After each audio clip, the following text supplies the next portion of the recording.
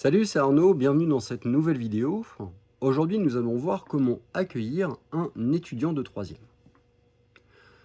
Le stage de troisième présente un intérêt donc pour le stagiaire dans un premier temps, c'est déjà de découvrir le milieu professionnel, découvrir un petit peu comment se passe l'activité au sein d'un commerce par exemple, voir comment fonctionne une équipe, s'inscrire un petit peu dans la démarche active, travailler 35 heures au sein d'une entreprise quelle qu'elle soit. Quel est l'intérêt pour toi ? L'intérêt, c'est déjà de présenter le rôle médical du pharmacien. Présenter également le rôle du pharmacien en tant que chef d'entreprise. Enfin, présenter le pharmacien comme étant un manager. Comment intégrer un étudiant de troisième ?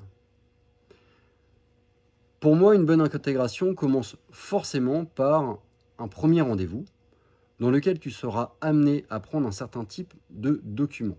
À titre personnel, je demande toujours la présentation d'un CV, même s'il est court, cela permet d'avoir une expérience dans la réalisation d'un CV. Une lettre de motivation, savoir un petit peu qu'est-ce qui amène le stagiaire de troisième à venir postuler pour faire un stage dans ta pharmacie. Est-il intéressé par le milieu médical, par le milieu commercial, ou est-ce un stage qu'il réalise juste pour réaliser un stage, comme bien souvent on peut le voir. Je vais demander également la convention de stage qui me permettra de connaître les dates effectives de ce stage et d'en établir les horaires. Enfin, je demanderai l'email, le numéro de contact de cette personne. Pour son intégration, je vais forcément réaliser un onboarding et dans ces cas-là, je te laisse regarder les vidéos précédentes sur la manière de bien réaliser un onboarding. Il y aura forcément un premier rendez-vous au sein de la pharmacie dans lequel je vais lui présenter succinctement les locaux, rapidement l'équipe, la salle de pause, comment fonctionne la pharmacie, les horaires, etc. Je vais lui envoyer un mail d'avant-stage pour lui rappeler un petit peu les horaires auxquels il va commencer, quel type de tenue il va devoir avoir, par où il va pouvoir rentrer lorsqu'il va débuter son stage. Je vais également prévenir l'équipe. Et lors de son rendez-vous, lors de son arrivée, je vais prendre 15 minutes pour lui présenter d'une manière un petit peu plus précise la pharmacie et l'équipe. Avant son arrivée, je lui aurai également envoyé dans le mail un cahier de stage dans lequel il y aura un certain nombre d'éléments qu'on verra un petit peu plus tard dans cette vidéo. Dans le quotidien, chaque jour, je vais être amené à faire réaliser par mon étudiant de troisième des tâches récurrentes et des tâches exceptionnelles. Je le ferai travailler en autonomie, mais également sur des différentes missions avec mon équipe. Et je prendrai tous les jours du temps, 10 minutes, pour faire le bilan à la fin de sa journée. Je ferai également en sorte dans mon équipe d'avoir un référent au sein de mon équipe, en plus de ma propre personne, et je vais faire en sorte de l'intégrer au maximum dans ces différentes missions, avec des missions que je vais confier également à mes différents collaborateurs. À la fin de son stage, je vais réaliser également un offboarding, c'est-à-dire que je vais réaliser avec lui un bilan de son stage, aborder avec lui les points positifs et les points négatifs, essayer d'estimer les éléments d'amélioration pour les futurs stagiaires de troisième.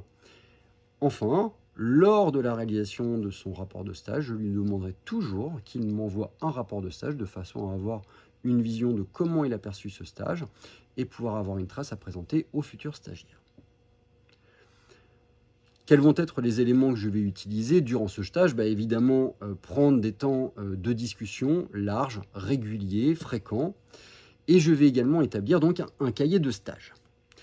Dans ce cahier de stage, je vais présenter donc la pharmacie, son historique. Je vais faire un organigramme de mon équipe. Je vais mettre les horaires d'ouverture de la pharmacie. Je vais également y reporter les horaires de mon stagiaire. Je vais y reporter l'ensemble des tâches que je vais être amené à lui donner.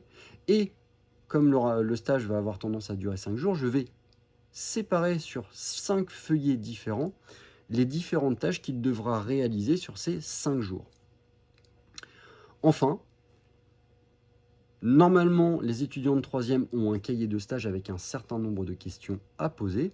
Ce cahier de stage reportera la plupart des questions qui doivent être abordées par le stagiaire pour réaliser un rapport de stage correct.